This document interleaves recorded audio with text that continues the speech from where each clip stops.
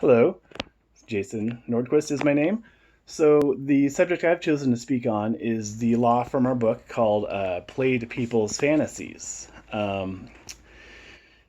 Basically, the gist of this law is that if you find a truth that weighs heavily on us, and if you dig for what imprisons people, you'll have a magical key to power over them. And two examples of fantasies that the book gives are the fantasy of a rapid transformation from uh, poor to rich, from sickness to health, basically a transformation from a negative to a positive, and having that happen, not through time and hard work and all that, just having it basically handed to you, if you will. And then also the fantasy of the reversal of death. Now, both those things are uh, both those ideas, of course, weigh heavily on everybody. We're all going to die someday, and it would be great to be able to reverse that. And many of us would like to better our lives, in one way or another. It's why a lot of us are going to school, because we would like to have a better life.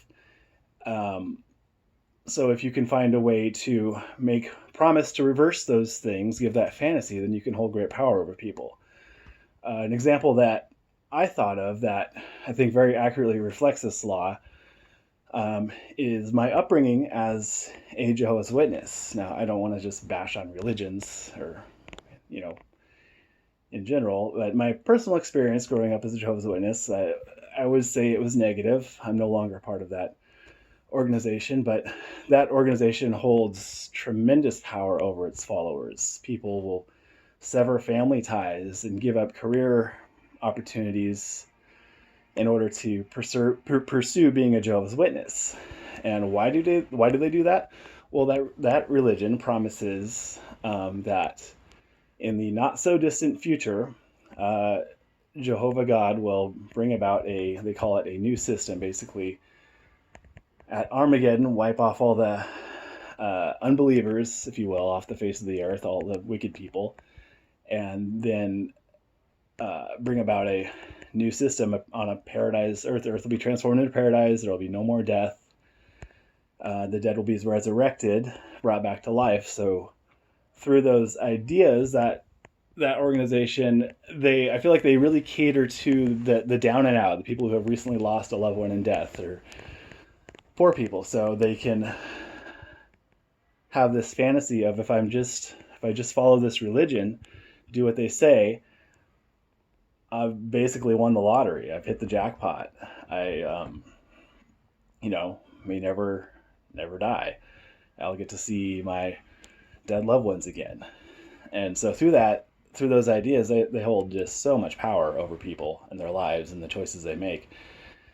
And another thing that the book mentions at the end of that law is it references the idea of the fantasy being kind of like the moon. Like, you can see it, it's there, but it's out of reach, always just out of reach.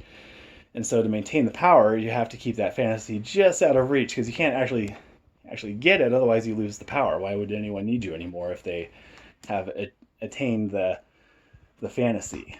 And I feel like a lot of religions, again, I don't want to bash on religions.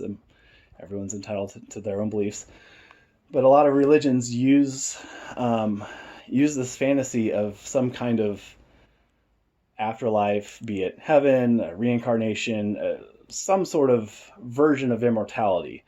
Um, they promise this fantasy, but it's going to be, maybe after you die, or in some way just out of reach. And through this, they hold a tremendous amount of power over people. Um, People will identify as being the biggest part of their identity. Sometimes will be their religion, and the choices that they make will revolve around the religion. And would this religion's version of God approve of my choices? Um, and I don't think that most of us will start a religion, of course, but I guess there could be a positive spin on this if you can promise some kind of, if you were starting a business and you promise good health or something for your product, that could be a way to